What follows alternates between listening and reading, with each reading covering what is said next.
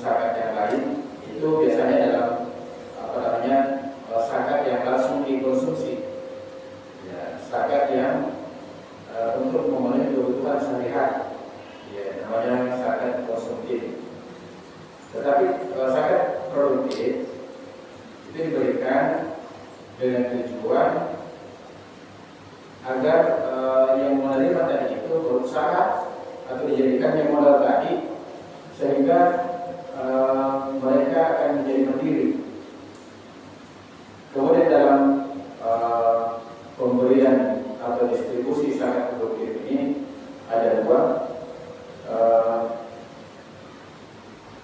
Yang pertama adalah distribusi zakat tradisional.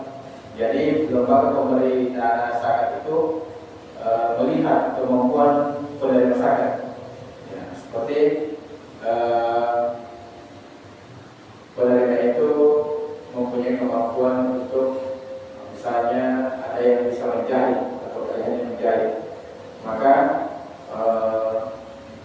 zakat yang diberikan itu dalam bentuk barang penunda.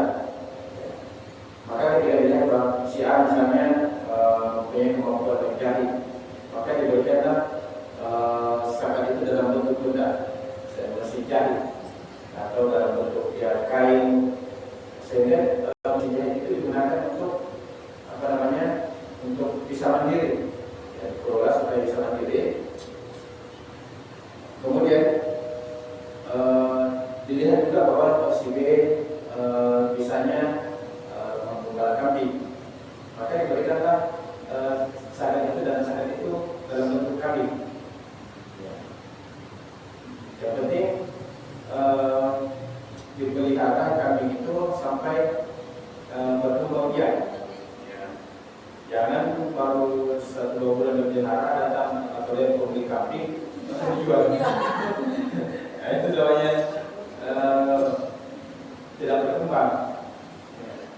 Dan pemberian zakat itu juga heran, ini diberikan dana ya tidak berkembang, padahal apa lewat pemberi kambing dijual. Jadi maksudnya itu diberikan dana diberikan zakat produktif itu seperti kambing supaya nanti bisa berkembang, apalagi yang memberikan kembang. Nanti diusahakan lagi beranak lagi, nah itu baru bisa.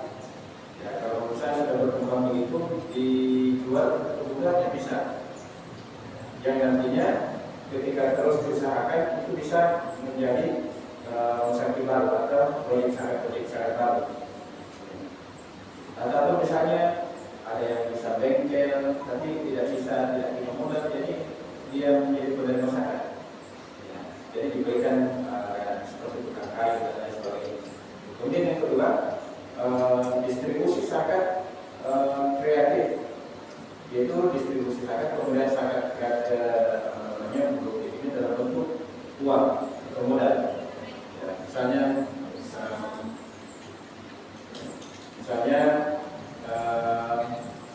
yang penerima zakat itu kemampuannya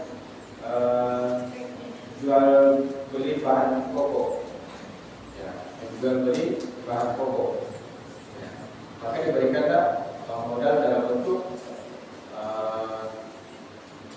uang, ya, sebagai modal usaha, dengan harapan bahwa modal zakat yang diberikan itu bisa dikelola dengan baik sehingga nantinya tidak selalu mengharapkan akan mendapatkan zakat.